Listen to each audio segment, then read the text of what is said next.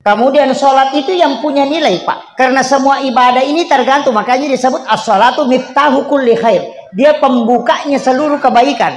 Jadi semua ini tidak ada nilainya kalau tidak ada ini. Makanya puasa itu nol, zakat itu nol, zikir itu nol, sedekah itu nol, syahadat itu nol. Tapi kalau kau sholat itu satu. Kalau kau sholat baru puasa, 1 tambah 0 itu 10.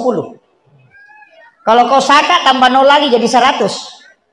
Tapi kalau kau tidak sholat, nah puasa zakat berarti 0 tambah 0 tambah 0. Biar 1000 0 0 0 0. Tidak ada nilainya. Dari situlah Rasulullah mengatakan sholat itu pembuka segala kebaikan. Karena ini nanti bernilai ketika kau lakukan ini di depan. Dan itu yang pertama diperiksa. Makanya saya bilang, Pak, senakal apapun kita sholat. Kalau bilang pemain judi, tidak apa-apa. Nah tidak ada juara main judi kalau sholat. Tidak ada. Allahu Akbar.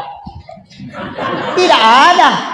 Kalau puasa masih bisa main judi, main joker masih bisa, tidak batal puasanya, cuma diskon. Tapi kalau sholat tidak mungkin. Itu makanya satu-satunya ibadah yang tidak bisa dicampur itu cuma sholat, karena dia komunikasi langsung.